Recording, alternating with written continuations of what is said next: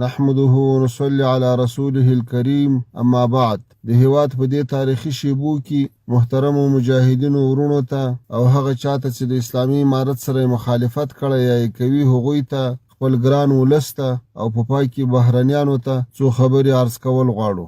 مجاهدینو ورونو دا دومره فتوحات چې رالو او په ټولو ولایتو کې کراري و امن او سوکالي راغله، ولس د آرام ساه واخیستله، دښمن دا نسي زغملی. نو تاسو به نور هم متوجه اوسئ خپلو ټولو حرکاتو او سکناتو ته چې هیڅ داسې حرکات هیڅ داسې څه ونه شي چې د هغه نه دښمن بده استفاده وکړي او هغه د اسلامي امارت له اصولو او له مقدس شریعت سره په ټکر کې وي.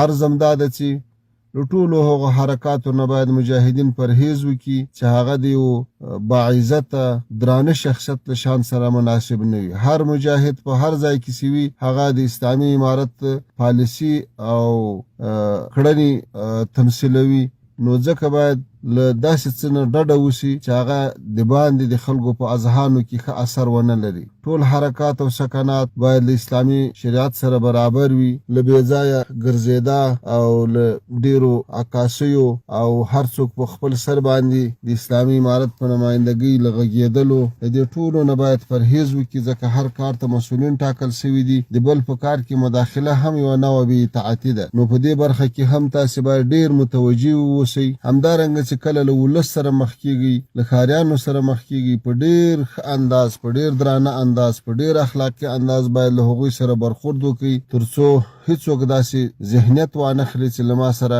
زیاتی وسو یا له ما سره کمزوری او غیر اخلاقي چلند وسو. که په موټر سپاري مجاهدین او یو بل خواته ځي، که پیاده ګرځي، که په موټرسایکل وي، که د ښار په چوکونو باندې ولاړ وي، که کوم هوټل ته یا کوم دکان ته ورځي، باید دې ته متوجه وي چې دنیا ماته ګوري او الله تعالی مې ویني. هیڅ داسې حرکت باید ونه کړمه چې د هغه له وجې نه اسلامي امارت ته زیان ورسیږي او له هغه له وجې نه دا نظام بد معرفي سي. د حکومتي تاسیساتو، وسایلو، موټرانو او هر څه سیم په لاس کې د هغو حفاظت وسي، هغه بې ځای استعمال نسي، ځکه هم په بې ځای استعمال باندې الله تعالی ناراضه کیږي، هم ولس ورباندې ناراضه کیږي او هم انسان خپله بد ورباندې ایسي او سبا ته بیا له مشکل سره مخ کیږي. همدارنګه د جهاد په سلسله کې امتحانونه راځي، یو خبره به فیصله سوي، مشرانو به کړي، د چا به خوښه نه وي، په هغه باید صبر وسي، له زغم نه کار واخیستل سي. ګوري د مخالفینو ته سي علي قدر امیر المؤمنین حفظه الله عفو اعلان کړه، په ډېرو درنه وه، خو نتایج یې څومره ښه وو. د دښمن صفونه مات سو، فتوحات رالو، الله تعالی هم نصرت وکړو. همداسې باید په آینده کې هم په خپلو کړو وعدو باندې وفا وسي، چاته ضرر ونه رسیږي، بې ځایه تبلیغات ونه سي یا د نورو په تبلیغاتو غوږ ونه نیول سي. او که اوس هم څوک چېرته پاته وي راغلي نه وي، د هغو د جلب جذب لپاره کوشش وسي تر څو دا پاته نیمګړي کارونه هم بشپړ سي او الله تعالی په ټول افغانستان کې په لویس کې قراري او امن او اسلامي نظام ټینګ. دویمه خبرم هغه چاته ده چې پخوا د اسلامي امارت مخالفت کړی وو یا یې اوس په ځینو برخو کې کوي، دوی د هم حقیقت ته متوجه سي، د دې لوی نعمت شکر دې ادا کړي. اوس به له دې هېواده ګوري په سلګونو نه بلکې په زرګونو مسؤلینو، وزیرانو، معینانو، رئیسانو، وکیلانو، والیانو، ولسوالانو او قومندانانو او په لکونو مسلح ځواکونو که چیرې د اسلامي امارت عفو نه وای، شفقت نه وای، اوس به دا ټولو کډې په شا وای، دا به یو بلې خواته اواره و مهاجر وای، له خپلو سیمو به وتلي وای. دا به څومره لویه سختي وه، دا به څومره لوی تکلیف و. داسې اوس هېڅوک بې ځایه نه سو او د افغانستان په تاریخ کې په لومړي ځل باندې داسې یو تحول راغی چې ټولو مخالفینو ته عفو وسوه. د دې نعمت باید شکر ادا سي. د افغانستان په جوړولو کې، د افغانستان په آبادولو کې باید کوشش وسي، له انصاف نه کار واخیستل سي، د تخریب کوشش ونه سي، د کمزوري کولو کوشش ونه سي، په دې ولس رحم وسي او په خپلو کورنیو، په خپلو بچانو باندې رحم وکړي او په خپلو سیمو باندې رحم وکړي. هغه دا ده چې باید له دې فرصت نه ښه استفاده وسي او که څوک په مخالفت کې پاته وي په هغوی باندې محنت وسي چې ټول له مخالفت نه لاس واخلي او چا چې لاس اخیستی د هغه په همدې باندې قناعت وکړي، صبر وکړي او له دې فرصت نه داسې ګټه واخلو چې په آینده کې هم هیڅ نوع مشکل هیڅ چاته پیښ نشي، نه د چا احساسات راوپارېږي، نه داسې حرکات وشي چې هغه خپله د دغو خلکو په تاوان وي. نو باید ډېر کوشش وشي د دې نظام ننګه وشي، د دې نظام ملاتړ وشي، د نظام په باره کې باید ګونګه روزه ونه نیول شي. هر څوک باید حقیقت بیان کړي نړیوالو ته، هیوادوالو ته، کورنۍ ته، ملګرو ته، تر څو دا جنجال، دا مشکلات چې دا 40 کاله یا څه باندې 40 کاله دا ولسو سره مخ ته دا پای ومومي او دا مشکلات حل شي. او درېیمه خبرم خپل ګران او مجاهد ولس ته دا ده چې ټول باید سره یو موټی او په یو اواز باندې لکه دا قیام چې سوی و او تر دې ځایه راورسېدو، په آینده کې هم همداسې وکړي. تاسې وګورئ په ټولو ولایاتو کې د اسلامي امارت د مجاهدینو د قربانیو برکت ته چې پوښتنه وکړي شفاخانو ته زخمیان او شهیدان نه ورځي.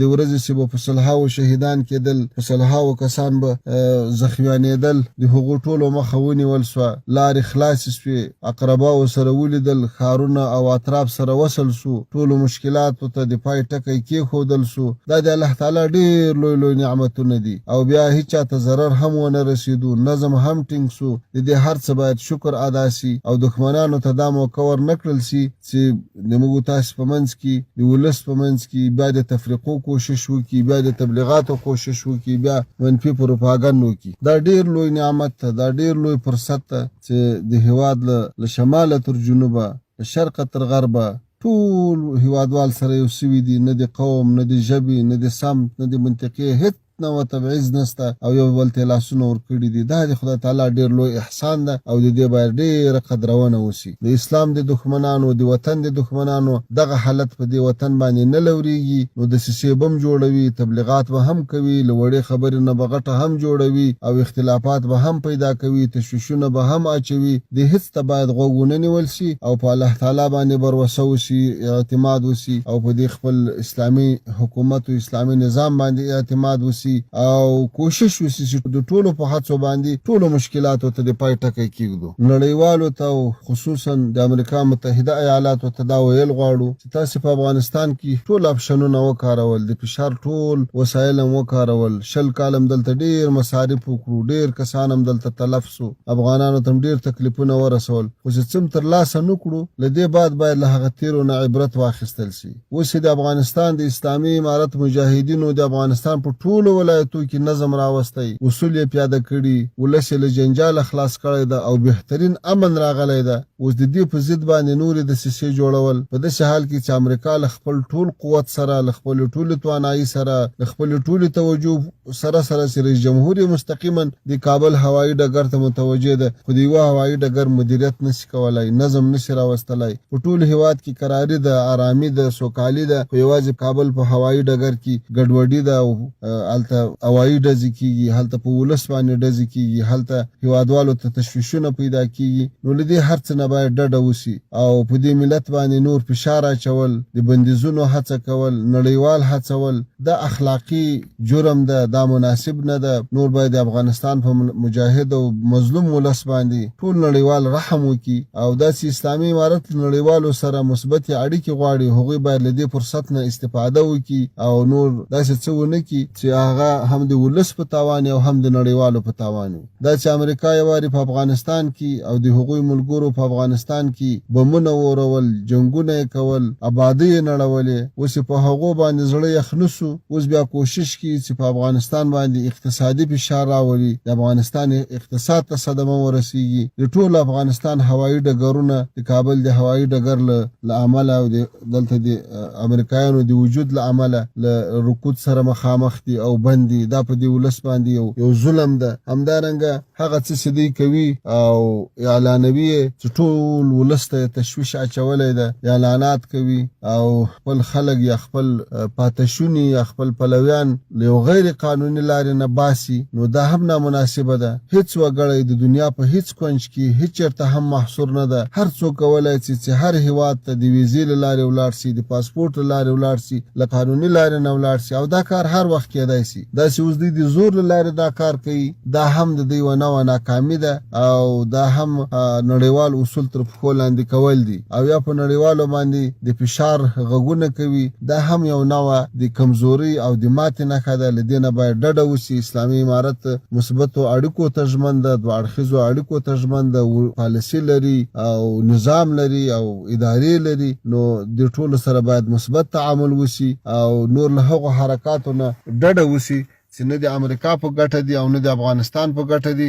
او نه کومه نتیجه ورکوي. دا یو واقعیت چې په ټول افغانستان کې قراري ده، خو د کابل په هوایي ډګر کې چې مدیریت او کنټرول د امریکایانو په لاس کې د ګډوډي ده. نو امریکا باید نور ځان په دې موضوع کې بدنام نه کړي او نړیوالو ته هم ځان ونه شرموي او د موږ له هیوادوالو ته هم نور دا ذهنیت ورنه کړي چې دا داسې یو دښمن ده چې په هر حالت کې دښمني کوي. نور باید د مثبتو اړیکو کوشش وشي، له تیرو کړنو نه عبرت واخیستل شي او داسې تګلاره غوره سي چې هغه د ټولو په ګټه وي.